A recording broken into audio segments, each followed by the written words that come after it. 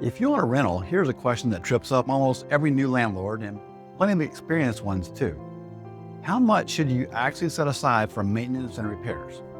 I'm Guy Garner with Raintree Property Management, and I want to give you a real answer, not just a rule of thumb. So let's start with the rules of thumb because they're a fine place to begin, but you'll hear the 1% rule, set aside about 1% of the property value every year. You'll hear the 50% rule, expect about half your rent to go to expenses at a time. You'll hear $1 per square foot per year, and you'll hear 8 to 12% of the rent for a typical home, but more of it's older. So here's the honest truth about all of those rules of thumb. There are starting points, not real answers. What you really set aside depends on the age of the property, the condition of the systems, and frankly, how fast you handle the small stuff. And that last part is where most owners lose money without even realizing it. The expensive repair almost always started as a cheap one.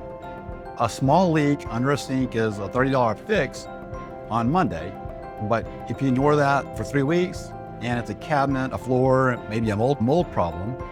So the real money in maintenance isn't the budget number, it's the speed. That's why we run a maintenance reserve, and let me show you exactly how it works because it's simpler than it sounds. Say we hold $500 in reserve for your property. A repair comes in at $200. We pay that repair out of the reserve. So now there's $300 left. When the next rent comes in, we just top the reserve back up to $500 and send you the rest. That's it. Your repairs get handled and your cash flow stays smooth and predictable. Now here's the part owners like once they get it. For anything under $500, we don't stop and email you and wait for a reply. We just handle it because if your tenant's garbage disposal dies and we're stuck in a 2-day back and forth, that tenant's gonna get frustrated, their problem can get worse, and you're the one who ultimately pays for it. For anything over $500, you always hear from us first. So you keep control of the big decisions and you're not getting pinged about every light switch. And this is the connection that most budgeting articles actually miss.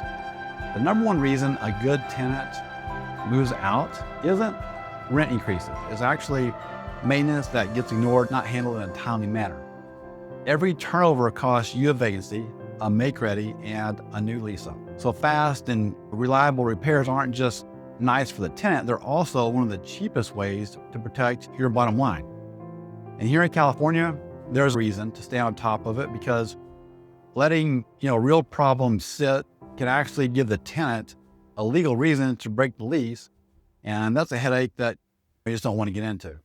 So if you're an out-of-area owner, military relocated, or just inherited a place, this matters even more.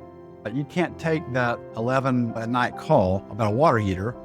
A funded reserve and a manager who's actually authorized to act on it is exactly what lets you own a rental without it owning your evenings. So here's what I'd leave with you. Pick a number to start.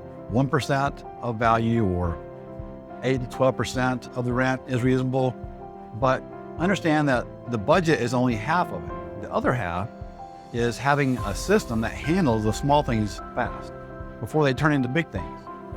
If you want the California essentials in one place, the numbers to budget, the records to keep your tax ready, and a screening process that protects you, we put it all in our free Carlsbad Landlord's Profit Protection Kit, and you can grab it at the link below.